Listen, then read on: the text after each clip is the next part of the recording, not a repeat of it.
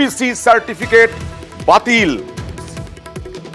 2010-এর আগের নথিভুক্ত ওবিসি সংরক্ষণ তালিকা বহাল। 2010 পরবর্তী সমস্ত ওবিসি সংরক্ষণ তালিকা বাতিল। কথা বলবো প্রতিনিধি অর্ণবের সঙ্গে। অর্ণব, বিষয়টা একটু পরিষ্কার করে জানতে চাইবো। আজকে রায়ের পর 2011 সাল পরবর্তী ওবিসি যে তালিকা বা সার্টিফিকেট দেওয়া হতো সেগুলো আর বৈধ রইল না, সেগুলো সবই বাতিল হয়ে গেল। কিন্তু অনেকে চাকরি পেয়ে গেছেন ওবিসি সার্টিফিকেট নিয়ে। তাদের 2010 সালের তৎকালীন বিচারপতিদের আমল থেকে কলকাতা হাইকোর্টের প্রথমবারের জন্য ওবিসিদের বা ওবিসি সার্টিফিকেটের বিরুদ্ধে একটি মামলা শুরু হয়। প্রায় 14 বছর ধরে 2010 থেকে আপ টু 2024 পর্যন্ত প্রায় 14 বছর ধরে টানা জের পড়ার পর এবং আজকে তার ফাইনাল রায় প্রায় 5 লক্ষ ওবিসি সার্টিফিকেট ইতিমধ্যে কিন্তু বাতিল হলো, এবং যেটার কলকাতা ডিভিশন বেঞ্চ থেকে অলরেডি রায় ঘোষণা করা হয়েছে, যেটা একটা অস্থায়ী রায়, হয়তো খুব অল্প কিছুদিনের মধ্যেই ফাইনাল নোটিশ এসে যাবে। এই টানা 10 বছর ধরে, অর্থাৎ যদি পুরো হিস্ট্রিটা দেখা হয়, আরএসএস পূর্বাঞ্চল শাখা, আরএসএস দল নামক একটি দল, যারা এই পুরো এতদিন থেকে এই মামলাটাকে চালিয়ে এলো এবং প্রায় 14 বছর পর যেটা কলকাতা হাইকোর্টের তরফ থেকে ফাইনালি আজকে তার মামলার রায় এলো। যেহেতু আমরা সারা বছর ধরে স্টুডেন্টদের পড়াই, আমাদের মেইনলি আমরা নার্সিং স্টুডেন্টদের নিয়ে কাজ করি, তাদের ভালো মন্দটা আমরা বুঝি, তো সেই হিসেবেই আজকের ভিডিওটা। এই মুহূর্তে দাঁড়িয়ে প্রত্যেকটা নার্সিং স্টুডেন্ট এবং সেই সঙ্গে বলাই বাহুল্য আগামী দিনে যে পরীক্ষাগুলো হতে চলেছে নার্সিং এন্ট্রান্স বাদ দিয়ে, অর্থাৎ ওয়েস্ট বেঙ্গল জয়েন্ট এন্ট্রান্স বোর্ডের তরফ থেকে অন্যান্য যে সমস্ত পরীক্ষাগুলো হতে চলেছে এবং সেই সঙ্গে অন্যান্য কম্পিটিটিভ এক্সামের ক্ষেত্রে প্রত্যেকটা পরীক্ষার্থীর মনে কিন্তু এই মুহূর্তে একই ভয় কাজ করছে। প্রথম ভয়, পরীক্ষা কি বাতিল হবে, নাম্বার 1, পরীক্ষা কি তারা দিতে পারবে, অর্থাৎ যারা ওবিসি ক্যান্ডিডেট আছে তাদের ক্ষেত্রে কি পরীক্ষা বাতিল হবে বা তারা পরীক্ষা কি দিতে পারবে, এবং এই মুহূর্তে তাদের করণীয় কি। তো কি হলো না হলো সমস্ত কিছু আজকে ব্যতি রেখে এই মুহূর্তে আমাদের জন্য করণীয় কি বা আমরা তোমাদের জন্য এই মুহূর্তে কি করতে পারি, তো সেই নিয়েই আজকের ভিডিও। যারা ফার্স্ট টাইম চ্যানেলে ভিজিট করছো, যদি প্রয়োজন হয় এবং পরবর্তী সমস্ত আপডেটগুলো পাওয়ার জন্য প্রয়োজনের পরিপ্রেক্ষিতে তোমরা চ্যানেলটাকে সাবস্ক্রাইব করতে পারো। একদম প্রথমেই বলি যে মামলাটা অ্যাকচুয়ালি হয়েছে বা যে মামলার পরিপ্রেক্ষিতে রায় ঘোষণা হলো, যে ওবিসি সার্টিফিকেট তৈরিতে 1993 সালের একটি আইন অনুযায়ী, সেই আইন অনুযায়ী যে সমস্ত ডেসক্রিপশনগুলো দেওয়া রয়েছে সেই সমস্ত আইনানুগ পদ্ধতিতে 2010 সালের পর থেকে, অর্থাৎ 2011 থেকে আপ টু 2024-এর যতক্ষণই হোক না কেন, যে যখনই ভিডিওটা দেখো না কেন বা দেখুন না কেন, সেই সময় পর্যন্ত প্রত্যেকটা ওবিসি সার্টিফিকেটকে বাতিল করা হচ্ছে। আমি একেবারেই প্রথমেই বলছি, হয়তো আজকের ভিডিওতে অনেকে হয়তো বিভিন্ন রকমের কমেন্ট করবেন বা হয়তো অবুঝের মতো না বুঝেই কমেন্ট করবেন। একদম প্রথমেই বলি, আজকের ভিডিওটা কিন্তু স্টুডেন্টসদের স্বার্থে এবং একটি স্টুডেন্টস বা কোনো ছাত্রছাত্রীদের ভবিষ্যতের স্বার্থে। আমাদের সরকার কর্তৃক গৃহীত কোনো ডিসিশন কখনোই এমন হতে পারে না যেটা একজন স্টুডেন্টের ভবিষ্যৎকে নষ্ট করবে বা তার ভবিষ্যৎ বা তার আপকামিং কোনো পরীক্ষার ক্ষেত্রে প্রভাব সৃষ্টি করতে পারে। আমি প্রথমেই বললাম যে হয়তো কারো ক্ষেত্রে আজকের ভিডিওটা খারাপ লাগতে পারে, তবে যুক্তি দিয়ে বোঝার চেষ্টা করবেন। যারা পরীক্ষার্থী রয়েছে তোমরা অবশ্যই ভিডিওটিকে যুক্তি দিয়ে বোঝার চেষ্টা করবে। একদম প্রথমেই বলি, সরকার কর্তৃক যে রায়টা এই মুহূর্তে হাইকোর্ট থেকে দেওয়া হয়েছে, রায়টা ভালো, এ নিয়ে আমার কোনো দ্বন্দ্ব নেই বা আমাদের এই বিষয়ে কোনো মাথা ঘামানোর মতো ব্যাপার নেই। কারণ সরকার নিশ্চয়ই বুঝেছে যে সার্টিফিকেট তৈরিতে নিশ্চয়ই কোনো গোলমাল হয়েছে বা কিছু প্রবলেম হয়েছে, যার কারণে পুরো সার্টিফিকেটের প্যানেলটাকে ক্যান্সেল করে দেওয়া হয়েছে। যদিও সার্টিফিকেটের ক্ষেত্রে এই কথাগুলো প্রযোজ্য নয়, তো যাই হোক না কেন, শুধুমাত্র এখানে একটাই কারেকশন রয়েছে যে যদি এই পিরিয়ডের মধ্যে, অর্থাৎ 2011 থেকে 2024 সাল পর্যন্ত যদি কোনো চাকরির পরীক্ষার্থী হন বা যারা অলরেডি ওবিসি হিসেবে চাকরি পেয়েছেন বা চাকরিরত বা চাকরিরতা অবস্থাতে আছো বা আছেন, এরম যদি কেউ থাকেন, তাদের ক্ষেত্রে কিন্তু এই রায়টি প্রযোজ্য হচ্ছে না, তেমনটাই জানানো হয়েছে। প্রবলেম যদি হয় তবে তার সলিউশন আছে, নিশ্চয়ই প্রবলেম হয়েছে, যে কারণে প্যানেলটাকে পুরো 5 লক্ষ যে ওবিসি ছাত্রছাত্রী যারা রয়েছে তাদের বা যে কেউ হোক না কেন, যতজন ওবিসি ক্যান্ডিডেট রয়েছে ওই 5 লক্ষ তালিকার মধ্যে টোটালটাকে ক্যান্সেল করে দেওয়া হয়েছে।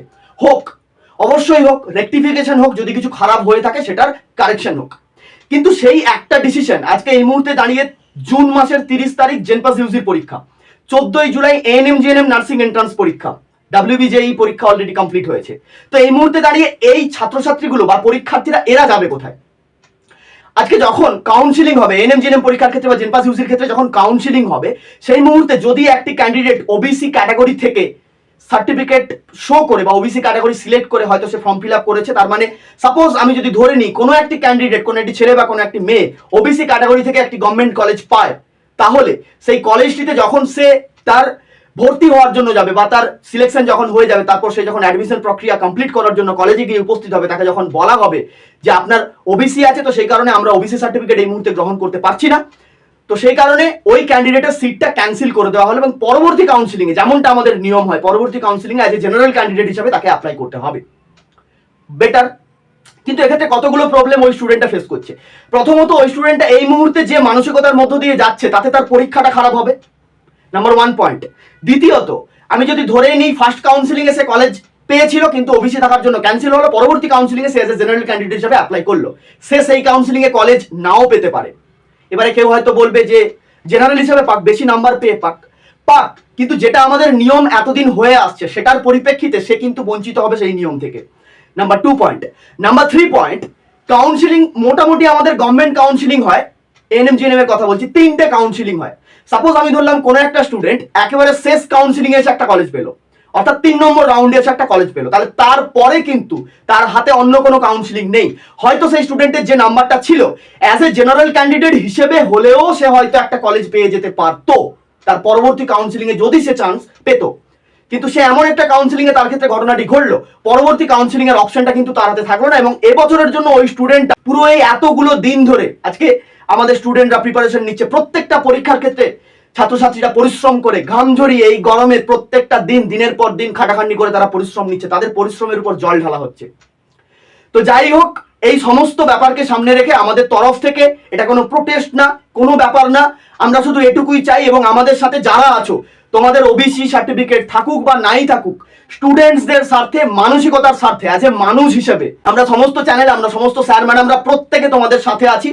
আমাদের একটাই অনুরোধ থাকবে গভর্নমেন্টের কাছে, অবশ্যই গভর্নমেন্টের তরফ থেকে কোনো শীঘ্রই স্টেপ নেওয়া হোক এবং এ বিষয়ে তোমরা নিঃসন্দেহে থাকতে পারো আমাদের পশ্চিমবঙ্গ সরকারের তরফ থেকে মাননীয় মুখ্যমন্ত্রী মমতা বন্দ্যোপাধ্যায়ের কাছে আমাদের করজোড়ে অনুরোধ থাকবে, ওয়েস্ট বেঙ্গল জয়েন্ট এন্ট্রান্স বোর্ডের তরফ থেকে আমাদের করজোড়ে অনুরোধ থাকবে, মাননীয় হাইকোর্টের উদ্দেশ্যেও আমাদের করজোড়ে অনুরোধ থাকবে। প্রত্যেকের কাছে আমাদের সমস্ত ছাত্রছাত্রীদের তরফ থেকে একটাই অনুরোধ, ডিসিশন নেওয়া হোক, সার্টিফিকেট বাতিল প্রক্রিয়া অবশ্যই হোক, কিন্তু সেটা এমন একটা সিচুয়েশনে যেন না হয় যেটা একটা ছাত্রছাত্রীর জীবনে ভবিষ্যৎকে নষ্ট করতে পারে, তার পুরো এতদিনের প্রিপারেশনটাকে শেষ করে দিতে পারে, তার পুরো প্রিপারেশনের সর্বনাশ হতে পারে। তো যাই হোক, সুপ্রিম কোর্টের কাছে অবশ্যই এই কেসটি, আমাদের যতদূর সম্ভব মনে হচ্ছে অবশ্যই এই কেসটি সুপ্রিম কোর্টের কাছে যাবে এবং সেখান থেকে অবশ্যই ভালো কিছু একটা আউটকাম উঠে আসবে, এটাই আমরা আশা করছি। আমি আবারও বলছি, ভেরিফিকেশন হোক, যাদের সার্টিফিকেটের ক্ষেত্রে অ্যাকচুয়ালি প্রবলেম আছে বা বিভিন্ন জালিয়াতির ব্যাপার আছে সেগুলো অবশ্যই ক্যান্সেল হোক, কিন্তু তার মধ্যে এমনও কিছু আছে যাদের সার্টিফিকেট হয়তো অ্যাকচুয়ালি তারা পাওয়ার যোগ্য, বা অন্তত এমন একটা সিচুয়েশনে এসে একটা সিদ্ধান্ত গ্রহণ না হোক যেটা একটা স্টুডেন্টের ক্ষেত্রে পুরো প্রিপারেশনের 12টা বাজাতে পারে, একটা স্টুডেন্টের পুরো এবছরের ভবিষ্যৎটাকে, এই বছরটাকে পুরো নষ্ট করে দিতে পারে। তো আমাদের তরফ থেকে এবং সমস্ত ছাত্রছাত্রীদের অনুরোধ করব, যদি তোমরা আমাদের আদেশে বা আমাদের পক্ষ থেকে আমাদের দেওয়া যে মতামত, সেই মতামতে যদি তোমরা আগ্রহী হয়ে থাকো, তোমরা যদি এই মতামত পোষণ করো, তাহলে অবশ্যই কমেন্ট বক্সে জানিও, ভিডিওটিকে প্রচুর পরিমাণে ছাত্রছাত্রীদের কাছে পৌঁছে দাও, যত সম্ভব ভিডিওটিকে সাপোর্ট করার চেষ্টা করো, সমস্ত ছাত্রছাত্রীদের কাছে ভিডিওটি পৌঁছাও। আবারও বলছি, আমাদের ছাত্রছাত্রীদের এবং সমস্ত শিক্ষক শিক্ষিকাদের তরফ থেকে মাননীয় মুখ্যমন্ত্রী মমতা বন্দ্যোপাধ্যায়, মাননীয় high court, West Bengal joint entrance board, আপনাদের প্রত্যেকের তরফ থেকে করজোড়ে অনুরোধ, আপনারা ছাত্রছাত্রীদের কথা ভাববেন, স্টেপ অবশ্যই নেবেন, আপনাদের ডিসিশন অবশ্যই বহাল থাকবে, কিন্তু সেটা সঠিক সময়ে হোক, এমন একটা সময়ে না হোক যেটা ছাত্রছাত্রীদের জীবনে অন্ধকার নামিয়ে আনতে পারে। তো যাই হোক, এই ছিল আজকের ভিডিও। যদি একত্রিত হও অবশ্যই কমেন্টের বক্সে জানিও, প্রত্যেকে ভিডিওটিকে যথাযথভাবে শেয়ার করো। পরবর্তী সমস্ত আপডেট নিয়ে আমরা থাকছি তোমাদের সাথে, ততক্ষণ পর্যন্ত প্রত্যেকে ভালো থেকো, সুস্থ থেকো। এবং শেষে একটাই কথা বলবো, যদি শেষ পর্যন্ত এটাই হয়, হয়তো আমাদের প্রোটেস্টও কোনো কাজে লাগলো না, যদি শেষ পর্যন্ত এটাই হয়ে থাকে, আমি এটুকুই বলবো, তোমার ওবিসি থাকুক বা নাই থাকুক, তোমার এসসি থাকুক বা নাই থাকুক, তোমার এসটি থাকুক বা নাই থাকুক, পরিশ্রম করতে যদি সক্ষম হয়, পরিশ্রম করে অ্যাজ এ জেনারেল ক্যান্ডিডেট হিসাবে দেখিয়ে দাও কলেজ পেয়ে তোমার মধ্যে কতটা জোর আছে, তোমার মধ্যে কতটা ক্ষমতা আছে, তোমার মধ্যে পরিশ্রম করার টেন্ডেন্সি কতটা আছে। একেবারে অ্যাজ এ জেনারেল ক্যান্ডিডেট হিসাবে একটা এমন নাম্বার ক্যারি করা এবছর যেটা একটা জেনারেল ক্যান্ডিডেট ক্যারি করতেও যেন হাঁপিয়ে ওঠে। তো যাই হোক, আমি এই কারণেই বললাম, সমস্ত স্টুডেন্ট আমাদের কাছে সমান, কিন্তু এমন একটা সিচুয়েশন হোক যেটা তাদের পরীক্ষার প্রিপারেশনের ক্ষেত্রে ক্ষতি না হয়। তো মাইন্ড সেটআপটাকে ঠিকঠাক রাখবে, অবশ্যই ভালো কিছু হবে। সবার শুভ হোক, ভালো হোক। আজকের মতো এখানেই শেষ করলাম, নমস্কার।